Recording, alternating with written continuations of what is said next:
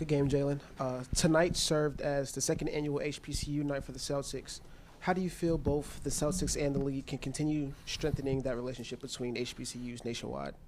I think it's great. Shout out to all HBCUs.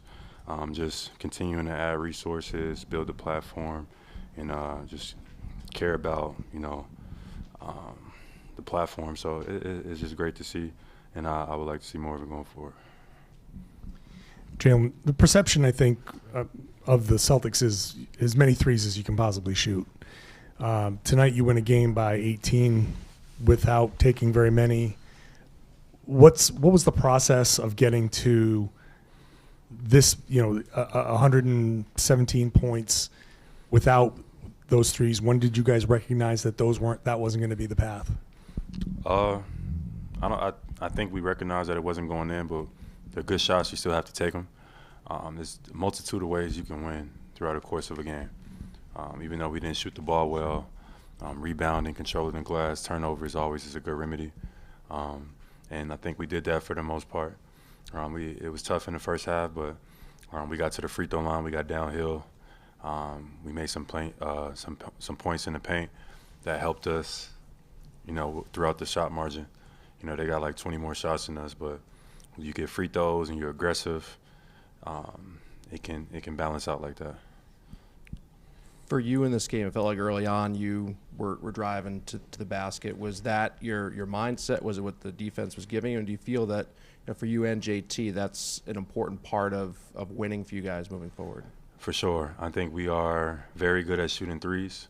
And I think a part of my job, my responsibility is to get to the paint, to collapse the defense, to make sure we get in open looks.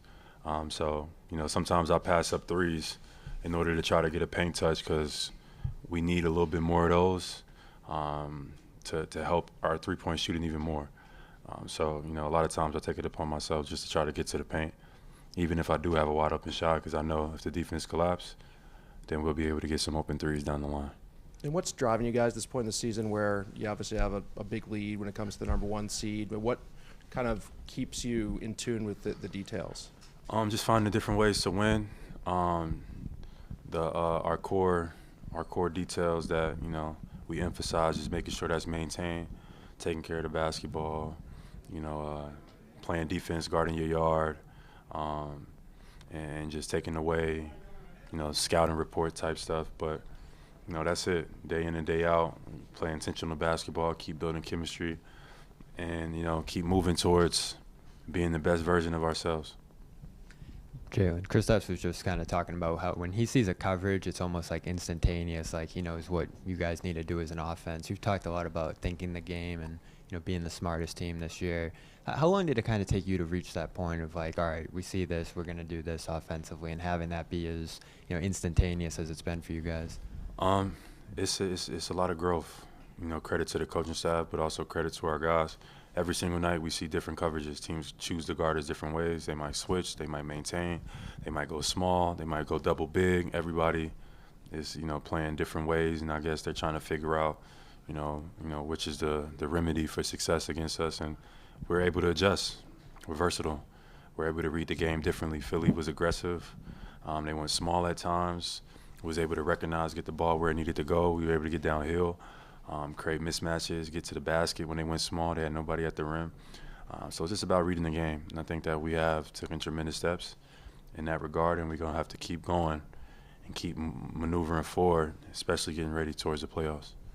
For you personally, along those lines, Jaylen, Joe mentioned to me he's loved coaching you as of late, and you are defining yourself by playmaking. How different are you seeing the game, and how different is that feeling for you when you're out there? I feel like the game is slowed down. Definitely seeing where to be aggressive and where to make the right plays, the right possessions.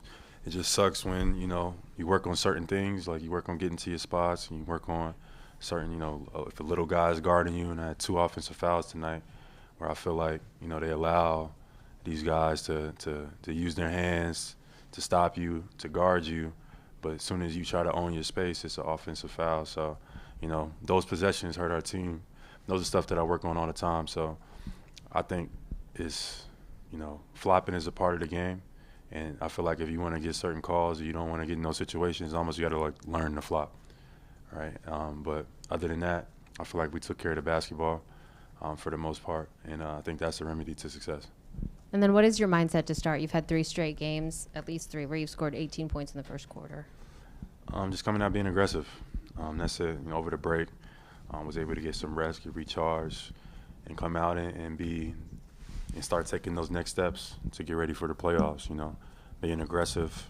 You know, also being patient as well. But you know, finding our guys in rhythm, but just taking it to another level. Jaylen, Joe the other day, and talking about how resilient this team is, said there's a bunch of dogs in this locker room. Tatum has used that language. Joe just said that was a coincidence, but you've been on tape asking for the guys to bark like dogs. Is that a mantra of yours? Is that a nickname behind the scenes? What's going on with this dog stuff? Nothing going on behind the scenes. It's just we getting our guys ready to go. We got a bunch of dogs in our locker room. So sometimes, you know, they impersonate what a dog might sound like, you know. So that's all that is. Jaylen, Nick Nurse has faced you guys 31 times in the last 5 years. He knows you guys. So for him to put a game plan on to prevent you from shooting threes, to make you attack the rim, how much of a challenge is that? And how much do you look forward to? I mean, that's what coaches are going to do. The coaches that know you are going to try to prevent you from chase you up the three-point line. How much of a challenge and a good thing is tonight's game to move forward? I think it's good. I think it's good to get teams that are going to play us different ways. Like you said, tonight they took away the three-point line. Next game, or you know, other teams might go zone and try to slow you down. Other teams might switch everything. You know, as a student of the game, you embrace the challenge. As you get older, you start to think the game. You start to see how different coaches like to, you know, implement their game plan. And tonight, it took us a little bit to figure it out. I feel like we still got some open looks, but, you know, that's a part of the journey, being able to recognize, you know, how teams are guarding you, where the advantages are on the floor, and regardless of how you feel about, you know,